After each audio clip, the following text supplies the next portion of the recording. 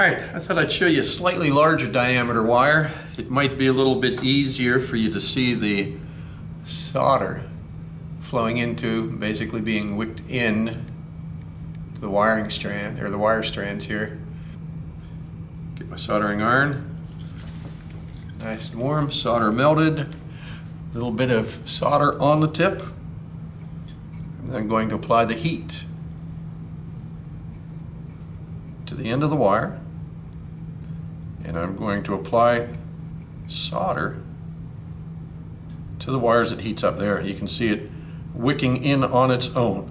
So again, I'm going to keep the heat on there until I'm done applying the solder, withdraw the heat and the solder, and leave it cool on its own, and if all goes well, it should stay that shiny side of tin foil, like I like to say.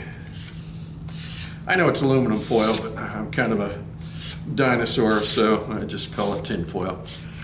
I still, from time to time, call a refrigerator an ice box, and rubber bands or gum bands, so there I am. Okay, that one looked pretty nice. I'm going to do the other end of this wire.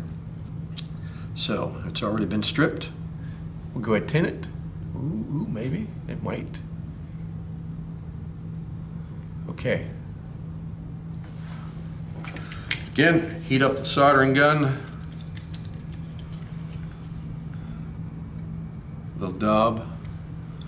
Little dab of solder on the tip of it.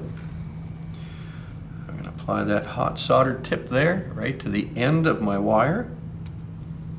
And I'm going to apply the solder to the wire. And there we go. Yeah, it melted very nicely. Withdraw both the solder and the heat, the soldering iron, away. And let that cool and solidify on its own.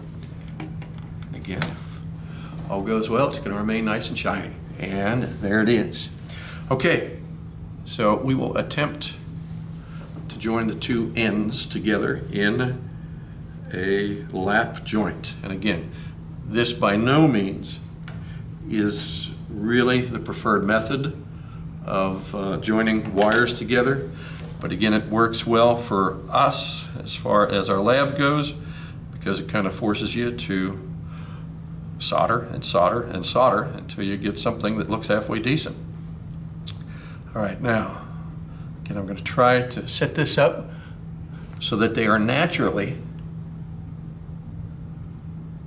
forcing toward each other. Okay, there that is. Let me move him out like so. Zoom in on it a little bit. Okay, heating up the soldering iron again.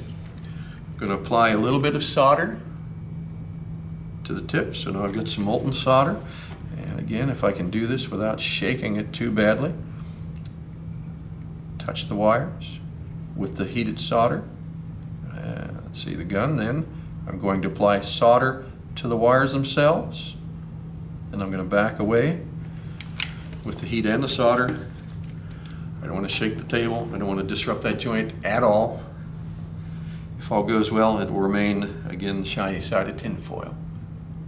And it looks like it's done so. Now again, this is not by any means in my opinion, even a good way of joining two wires together. But again, for the purposes of learning to solder, I like it. We'll continue to do so.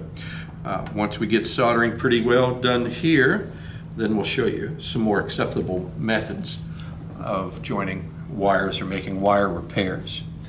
All right, and there's that.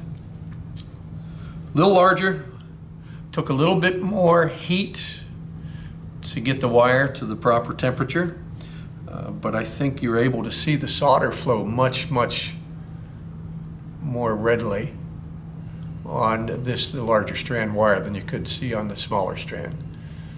So, all right, that's all I've got. Thanks for watching.